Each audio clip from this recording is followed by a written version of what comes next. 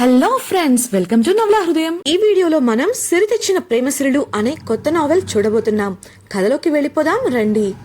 Wow, అద్భుతంగా ఉంది. నా కోసం సెలెక్ట్ చేస్తున్నావంటే నా గురించి ఆలోచించడం మొదలుపెట్టావన్నమాట అంటూ దివ్య భుజంపై చెయ్యి వేసి సార్వాణి వంక చూస్తూ చెప్పాడు అనురాగ్. అతడి మాటలకు సిగ్గుతో దివ్య అతడి చేతిని విడిపించుకొని దూరంగా వెళ్లాలని చూసింది. అతడు ఆమె చేతిని పట్టుకొని వదలకుండా ఆమె వంక అల్లరిగా చూస్తున్నాడు. ఆమె బిడియంగా వదలండి, నేను అమ్మవారి దగ్గరకు వెళ్ళాలి అని చెప్పింది. అది కేవలం సాకు మాత్రమే. ఆ విషయం అనురాగ్కు కూడా తెలుసు. అందుకే ఆమె చెయ్యి వదలకుండా వెళ్ళి ఏం చేస్తావు, ఖాళీగానే కదా కూర్చుంటావు, బట్టలు పూర్తిగా మా అమ్మ అత్తయ్యనే కదా సెలెక్ట్ చేయాలి, నువ్వు ఇక్కడే ఉండి నా కోసం సెలెక్ట్ చేసి పెట్టు, నీ సెలక్షన్ చాలా బాగుంది, అచ్చు సిరిలా. అఫ్కోర్స్ నాలా కూడా అల్లరి నిండిన చూపుల బాణాలు ఆమె వైపు సంధిస్తూ అన్నాడు అతడు. అతడు ఎంతకీ వదలడని అర్థమైన దివ్య తప్పక సరే వదలండి, ఇక్కడే ఉంటాను తలదించుకొని మెల్లిగా చెప్పింది. ఏంటి వినపడలేదు, ఏమంటున్నావు అని ముందుకు వంగి ఆమెను టీజింగ్గా చూస్తూ అడిగాడు అనురాగ్. దివ్య అతడు కావాలనే అలా చేస్తున్నాడని అర్థమైనప్పటికీ తప్పక ఓర్పుగా మీరు డ్రెస్ వేసుకొని రండి, నేను ఎదురు చూస్తాను అని చెప్పింది. ఇక అతడు ఆమెను వదిలేసి డ్రెస్సింగ్ రూమ్లోకి వెళ్ళగా ఆమె చిన్నగా నిట్టూర్చి వెళ్ళి సోఫాలో కూర్చుంది. ఆమెకు అనురాగ్తో అనుక్షణం కొత్తగా వింతగా తోస్తోంది. అందుకే సన్నని చిరునవ్వు ఆమె పెదవులపై చేరింది. ఆ రోజు ఉదయం నుండి జరిగినదంతా గుర్తు చేసుకున్న దివ్యకు అసలు ఏదీ నమ్మశక్యంగా అనిపించలేదు. కలేమో అని గిల్లుకొని చూసింది, కానీ చెయ్యి నొప్పి పెట్టి అది వాస్తవం అని అర్థం చేసుకుంది. తామెక్కడా, అనురాగ్ కుటుంబం ఎక్కడా? ఆస్తి అంతస్తుల ప్రకారం చూస్తే ఆకాశానికి భూమికి ఉన్నంత తేడా ఉంది.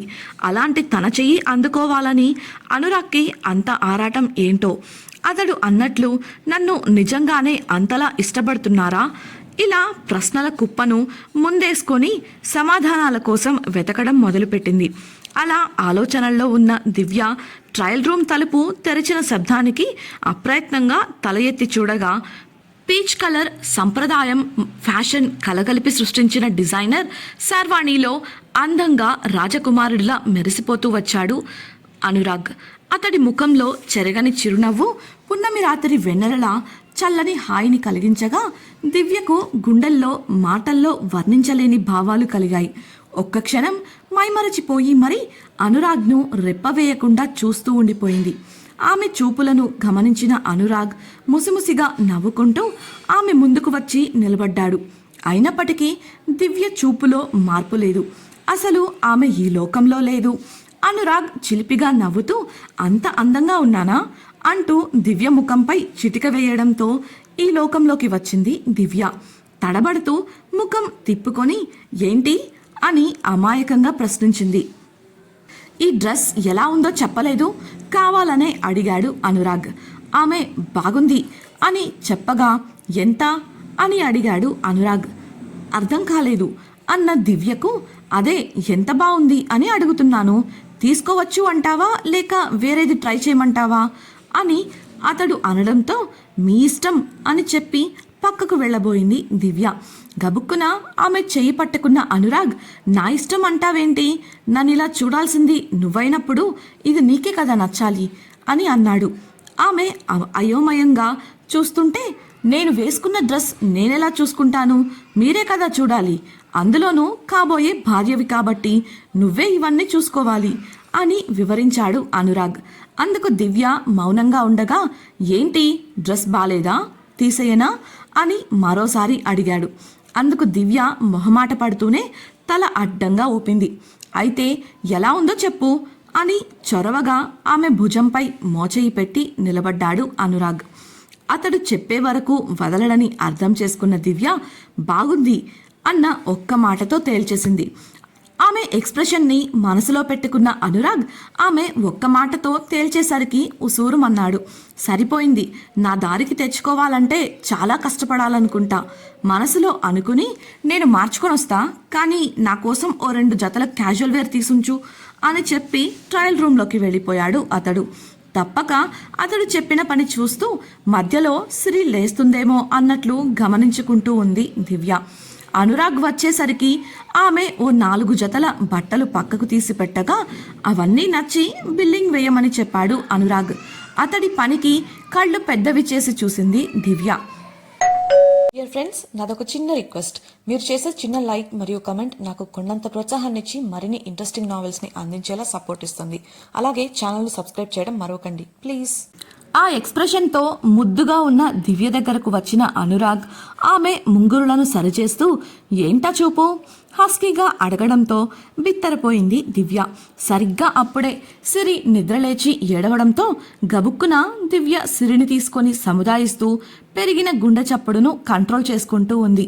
అనురాగ్ వెంటనే తాను చేసిన పని అర్థమై తన మూడ్ సెట్ చేసుకొని దివ్య పక్కకు వెళ్ళి నిలబడ్డాడు.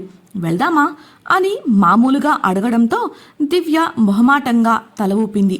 ఇద్దరూ అక్కడి నుండి పార్వతి వాళ్ళ దగ్గరకు వెళ్ళగా వాళ్ళు దివ్య కోసం పక్కన పెట్టిన ఏ ఒక్క చీర నచ్చలేదు అనురాగ్కు. శ్యామల మార్చుకొని చూపించు అనగానే దివ్య తలాడించి వెళ్తుంటే ఆమె చేతిలో ఉన్న వాటిని లాక్కొని పక్కన పడేశాడు అనురాగ్. ఆమె కోసం తనే స్వయంగా వెతకడం మొదలుపెట్టి దివ్య తన కోసం తీసుకున్న శార్వాణికి తగ్గట్టుగా పీచ్ కలర్ పట్టు డిజైనర్ చీరను బయటికి తీయించాడు. అలాగే ఇంకొన్ని డిజైనర్ చీరలు, అలాగే అకేషనల్కి తగ్గట్టు కట్టుకునే చీరలు తీసి అవి ఎలా ఉన్నాయి అన్నట్టు దివ్య వంక చూడగా ఆమె ఏ ఎక్స్ప్రెషన్ లేకుండా వాటిని వేసుకొని చూపించడానికి వెళ్ళిపోయింది. దివ్య కట్టుకొని వచ్చిన ప్రతి చీర అందరికీ అద్భుతంగా అనిపించడంతో వాటినే తీసుకున్నారు. వారికే కాదు దివ్యకు కూడా తనకు తానే కొత్తగా అందంగా కనిపించింది. అలాగే నగలు వగైరా పనులు కూడా పూర్తి చేసుకొని ఇంటికి చేరుకోగా టీ తాగేసి ఇక మేం బయలుదేరతాం చెల్లమ్మా, వెళ్ళొస్తాం అంటూ లేచాడు మాధవరావు.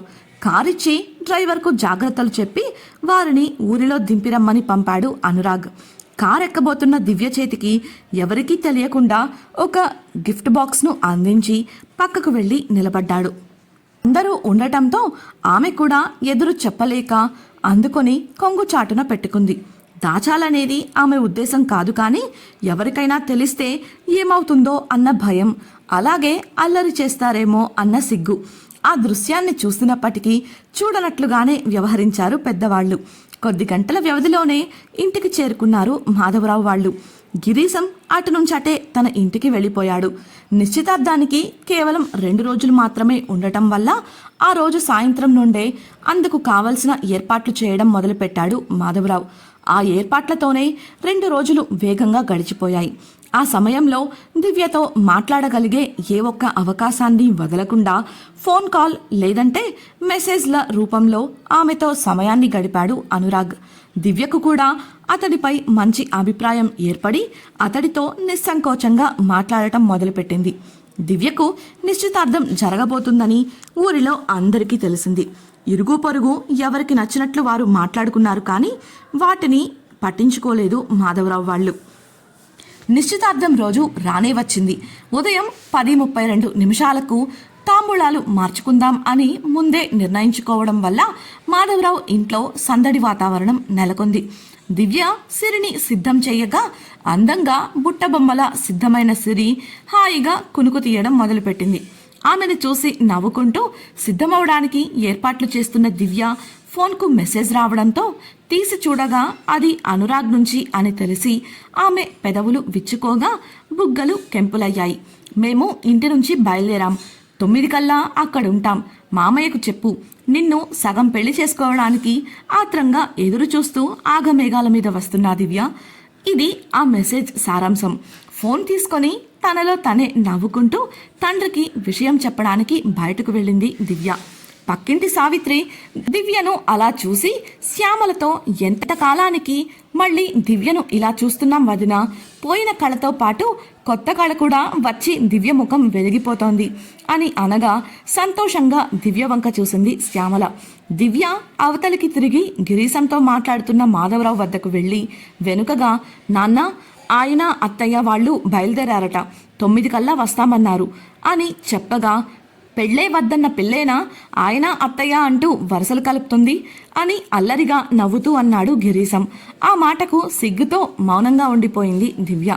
అలాగే దివ్య, ఏర్పాట్లన్నీ పూర్తయ్యాయి, నువ్వు వెళ్ళి సిద్ధమవ్వు అని మాధవరావు అనగా అక్కడి నుంచి వెళ్ళిపోయింది దివ్య. వెళ్తున్న దివ్యను సంతృప్తిగా చూసుకుంటూ చెమ్మగిల్లిన కళ్ళతో గిరీశం చెయ్యి ఉద్వేగంగా పట్టుకున్నాడు మాధవరావు. చిన్నపిల్లాడిలా ఏమిట్రా ఆ కన్నీళ్లు, ఊరుకో, పోయి ఏర్పాట్లు చూడు అంటూ భుజం తట్టి సర్ది చెప్పాడు గిరీశం. మాధవరావు సంతోషంగా ఏర్పాట్లలో తలమునకలవగా దివ్యను సిద్ధం చేయడానికి ఆమె గదికి వెళ్లారు శ్యామల, సావిత్రి. మరోవైపున దివ్యకు పెళ్లి కుదిరి ఇవాళ నిశ్చితార్థం జరగబోతుంది అని తెలుసుకున్న ప్రకాష్ పళ్ళు కొరుకుతూ టిఫిన్ తినేవాడల్లా లేచి బయటకు వెళ్లి బండి తీశాడు. అది చూసి కామాక్షి సంతోషపడగా అతడు రయ్యమంటూ బండిని రోడ్డెక్కించాడు. ఇప్పుడు ఏం జరగబోతోంది తెలుసుకోవాలనుకుంటున్నారా? అయితే ఛానల్ను సబ్స్క్రైబ్ చేసి సిరి తెచ్చిన ప్రేమసిరులు రాబోయే భాగాన్ని వినేయండి. అలాగే మీకు ఈ వీడియో నచ్చినట్లయితే లైక్ చేసి మీ సన్నిహితులతో షేర్ చేయండి. మీ అభిప్రాయాలను మాతో పంచుకోవడం కోసం కామెంట్ సెక్షన్లో తెలియజేయగలరు. ఇట్లు మీ నవలా హృదయం team. Thank you for listening.